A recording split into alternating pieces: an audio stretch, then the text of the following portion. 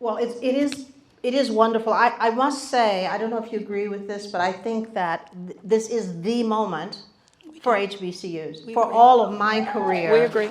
I have not seen this kind of efflorescence with regard to HBCUs.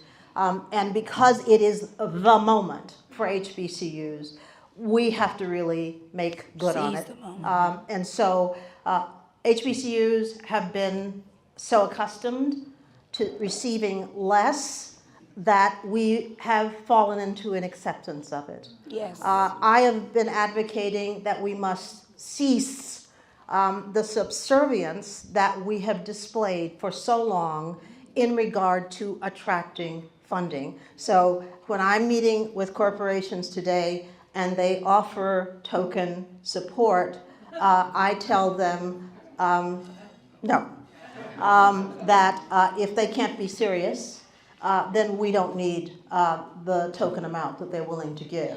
So part of the reason that partnerships are getting better is not just because the climate, but because our dignity is rising.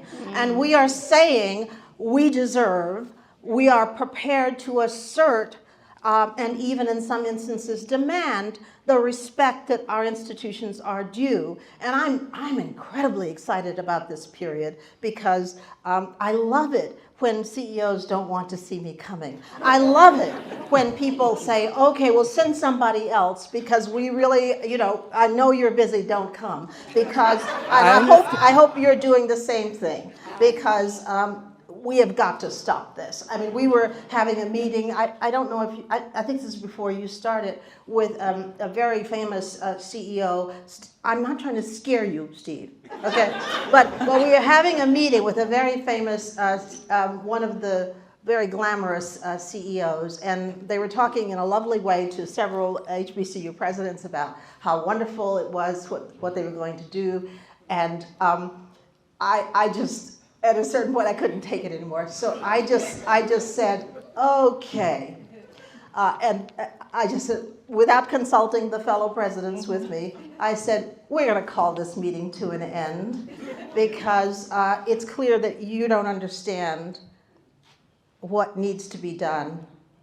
We know that if other institutions, presidents were sitting here, you'd be having something else on the table. So we're going to leave this meeting now until you can think about what is appropriate to do for us.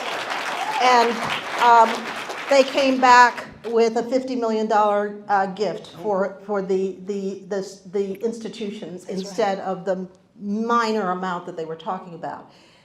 If we don't believe in ourselves, why should anybody believe in us? Yes. Dr. Young. Well, let me start by saying I totally agree with Dr. Simmons. We absolutely have to raise our expectations. And when I was at the National Science Foundation, I used to say to my HBCUs, you don't have to be on sale. Yeah. We don't have to be on sale. You don't have to be on. We would That's write proposals and we would ask for less money. Yeah. And it is something that we have to change about our culture.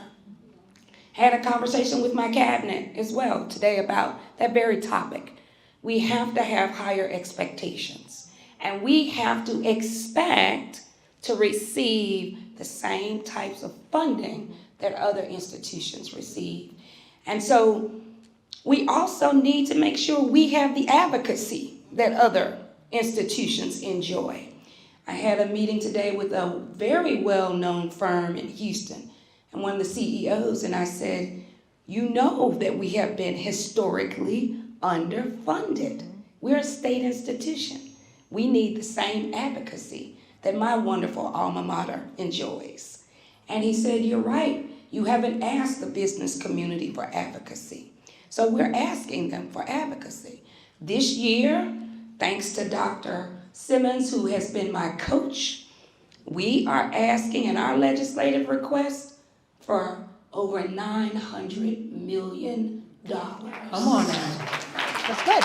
Because We clearly have been that institution that's produced outstanding results. We are an excellent return on investment, and we are contributing to the state's mission of creating a talent-strong Texas. So we deserve to be funded like all of the other institutions.